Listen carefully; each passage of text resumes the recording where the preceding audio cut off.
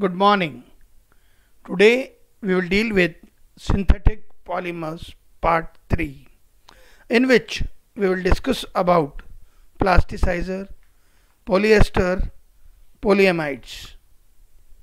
आज हम संश्लेषित बहुलक भाग 3 के बारे में चर्चा करेंगे, जिसमें हम प्लास्टिसाइज़र, पॉलिएस्टर और पॉलीएमाइड बहुलकों के बारे में चर्चा करेंगे।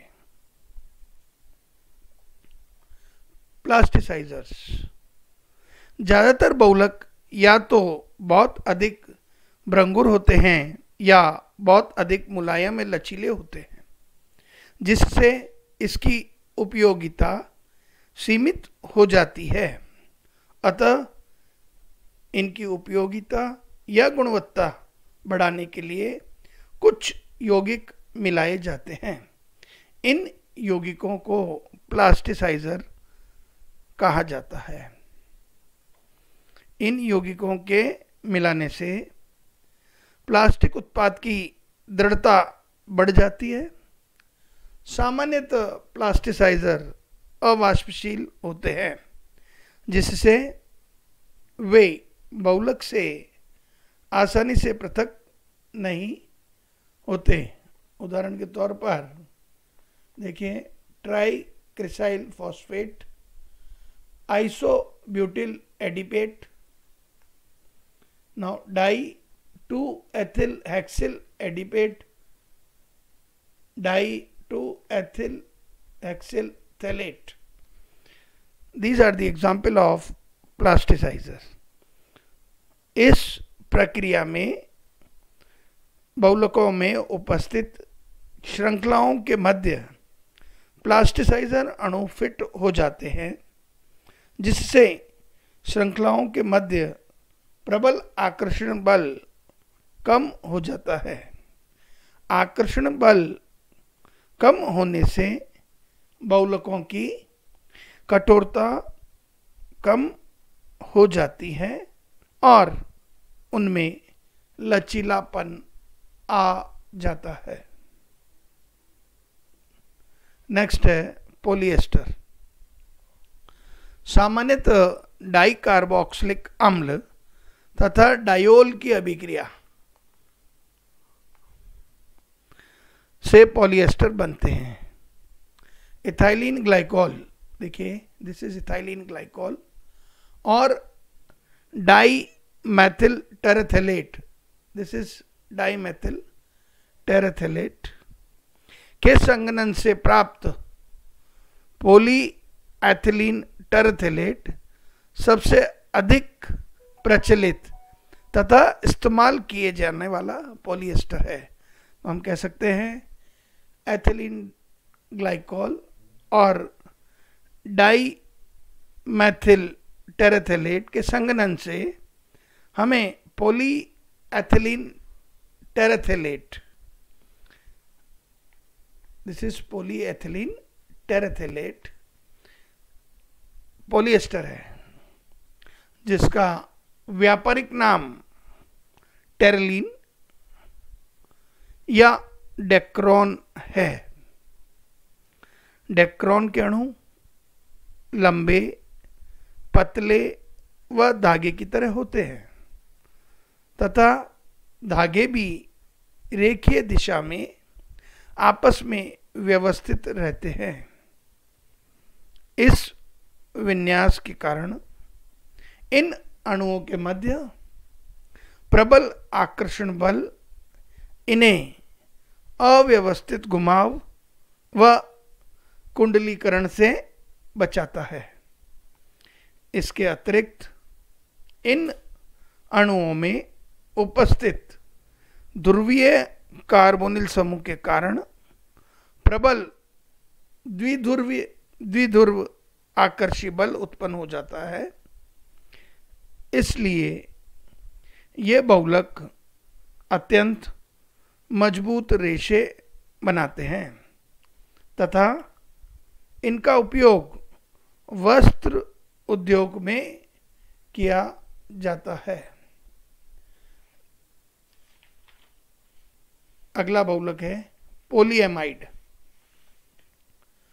हम कह सकते हैं डाई अमीन तथा डाइकार्बोक्सिलिक अम्ल की अभिक्रिया से पॉलीएमाइड बहुलक प्राप्त होते हैं।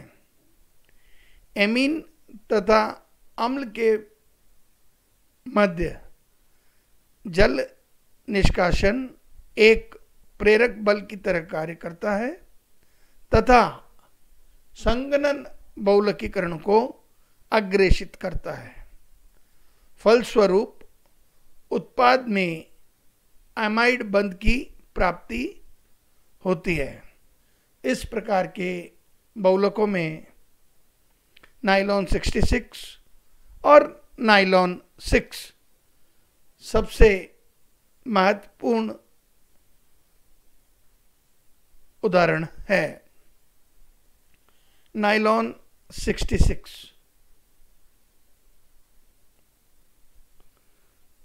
यह हेक्सामिथाइलिन डाइअमीन और एडिपिक एसिड के संघनन से प्राप्त होता है। यह अभिक्रिया दो पदों में संपन्न होती है। प्रथम पद में लवण बनता है तथा दूसरे पद में यह लवण 280 डिग्री ताप पर नाइलॉन 66 में बहुलीकृत हो जाता है। इसमें दोनों एकलक पदार्थों में 6 कार्बन परमाणु होते हैं। इस कारण इसे नाइलॉन 66 कहते हैं। देखिए, हेक्सामेथिलीन डाइअमीन और एडिपिक अम्ल प्रथम चरण में in first step leads to the formation of salt and this salt is heated at 280 degree Celsius. यह लवण 280 डिग्री तापक्रम पर गर्म करने पर नाइलॉन 66 में बहुलीकृत हो जाता है। It is polymerizes into an polyamide polymer that is nylon 66. Nylon 66 का वस्त्र उद्योग, रस्सी बनाने, टायर के धागे इत्यादि में व्यापक उपयोग होता है। That is, nylon 66 is used in fiber industries, in making ropes, in making tire cords.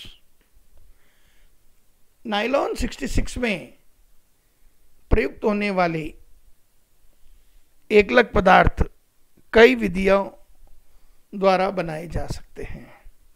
उदाहरण के तौर पर साइक्लोहेक्सेन के वायुमंडलीय ऑक्सीकरण कराने पर हमें साइक्लोहेक्सेनोन बनेगा और साइक्लोहेक्सेनोन का ऑक्सीकरण कराने पर हमें एडिपिक अम्ल प्राप्त होगा।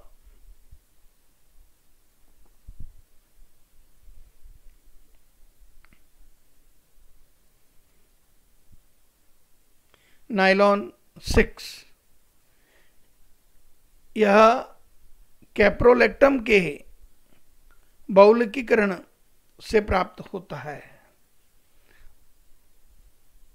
Nylon 6 is obtained by the polymerization of caprolactam. सर्वप्रथम कैप्रोलेक्टम के जल अपघटन से 6 अमीनो हेक्सेनोइक अम्ल प्राप्त होता है। Caprolactam on hydrolysis forms 6 amino हेक्सेनोइक अम्ल। इसका अमीनो समूह कैप्रोलेक्टम के दूसरे अणु पर आक्रमण करता है तथा यह प्रक्रिया जारी रहती है और श्रृंखला में 6 अमीनो हेक्सेनोइक अम्ल अणु जुड़ता जाता है। कैप्रोलेक्टम साइक्लोहेक्सेनोन साइक्लोहेक्सेनोन ऑक्सिम के बेकमान पुनर्विन्यास से प्राप्त होता है तथा साइक्लोहेक्सेनोन ऑक्सिम को साइक्लोहेक्सेनोन पर हाइड्रोक्सिल अमीन की क्रिया द्वारा प्राप्त किया जा सकता है. So we can say nylon 6 is an polyamide fiber which is obtained from the polymerization of caprolactam. Firstly, caprolactam on hydrolysis forms 6-aminohexanoic acid and amino group of 6-aminohexanoic acid attacks on second molecule of caprolactam. This process carries on and it adds to the chain of 6-aminohexanoic acid. तो हम कह सकते हैं caprolactam का निर्माण cyclohexanone को हाइड्रोक्सिलामीन के साथ क्रिया कराएंगे तो साइक्लोहेक्सेनोन ऑक्सिम बनेगा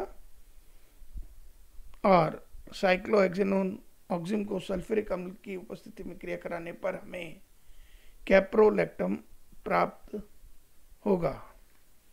सो this is all about plasticisers, polyesters, polyamide, that is nylon 66 and nylon 6 and its uses. Thank you.